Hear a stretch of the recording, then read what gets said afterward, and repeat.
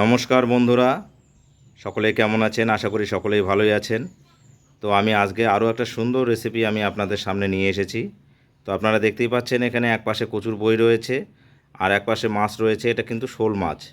তো এই শোল মাছটাকে আমি ভালোভাবে কেটে ধুয়ে পরিষ্কার করে নিয়েছি আর লবণ হলুদ দিয়েও মেখে রেখেছি। তো এই শোল মাছ দিয়ে কচুর বইয়ের সঙ্গে আজকের আমার রেসিপি হবে কল্পতরু। তো এই শোল মাছের কল্পতরু খেতে কিন্তু ভীষণ ভালো লাগে, আর সঙ্গে যদি কচুর বই দিয়ে করা যায় তাহলে কিন্তু আরও বেশি ভালো লাগে। তো আজকের আমার এই রেসিপিটা আমি কিভাবে করি সেটা আপনারা দেখুন। মাছগুলো ভেজে নেওয়ার জন্য আমি কড়াই বসিয়ে দিয়েছি। কড়াই আমার গরম হয়ে গেছে। তো এখন আমি সর্ষের তেল দেব।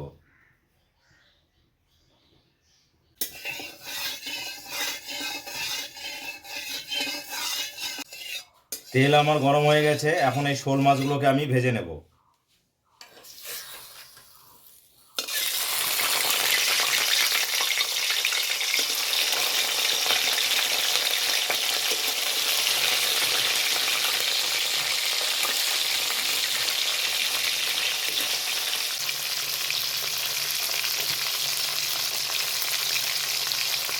মাছগুলো আমার সুন্দর ভাজা হয়ে গেছে। এখন এই শোল মাছগুলো আমি উঠিয়ে নেব।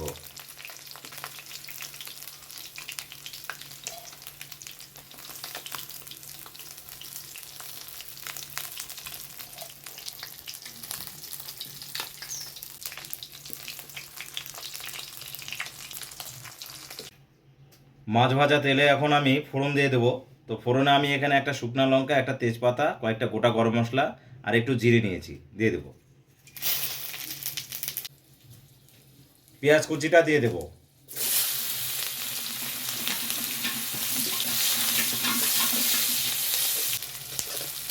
পেঁয়াজটাকে গোল্ডেন কালার অবধি আমি ভেজে নেব। তারপরে বাকি মশলাগুলো আমি এখানে অ্যাড করব। পেঁয়াজটা আমার গোল্ডেন কালার করে ভাজা হয়ে গেছে। তো এখন আমি এই রসুন পেস্টটা দিয়ে দেব। এখন আমি এখানে শুকনো লঙ্কা, আদা এবং জিরা পেস্টটা দিয়ে দেব। আমার মশলাগুলো কিন্তু সব পাটায় বাটা, আর এই কল্পতরু করতে গেলে মশলাগুলো কিন্তু সব পাটায় বেটে নিলে এর টেস্ট কিন্তু আরও সুন্দর হয়। তো বন্ধুরা, এই শোল মাছের কল্পতরু অবশ্যই এভাবে বানিয়ে নেবেন, দেখবেন খেতে কিন্তু ভীষণ ভালো লাগবে। মশলাগুলোকে ভালোভাবে কষানোর জন্য সামান্য পরিমাণে একটু জল দেব।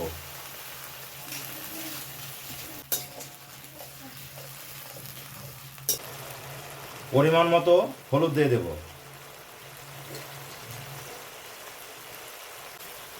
স্বাদ মতো লবণ দিয়ে দেব।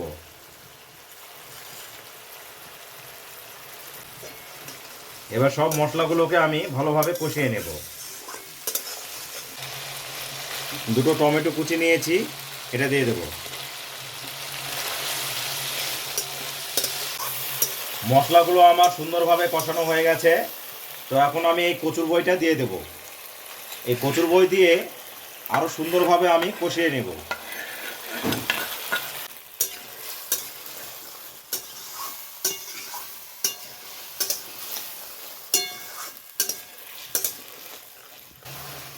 কচুর বইগুলো আমার মশলার সঙ্গে ভালোভাবে কষানো হয়ে গেছে। তো এখন আমি একটু পরিমাণ মতো জল দিয়ে সেদ্ধ করতে দেব। কচুর বইগুলোকে সেদ্ধ করার জন্য 5 মিনিটের জন্য ঢেকে রাখবো।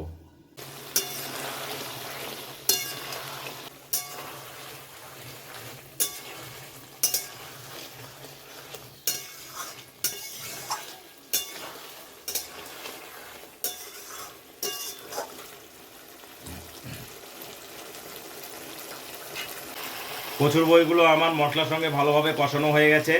তো এখন আমি যেটুকু পরিমাণে ঝোল রাখবো তার জন্য আমি জল দেব।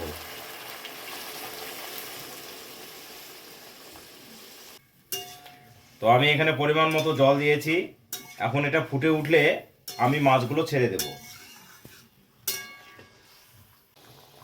ঝোল আমার ফুটতে শুরু করেছে। তো এখন এই শোল মাছগুলো আমি ছেড়ে দেব।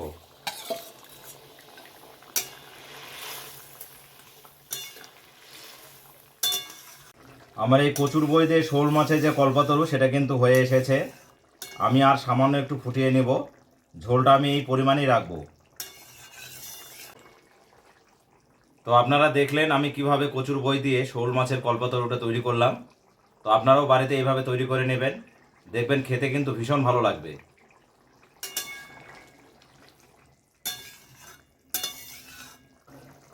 তো আমার শোল মাছের কল্পতরু হয়ে গেছে, আমি এটাকে এখন নামিয়ে নেব।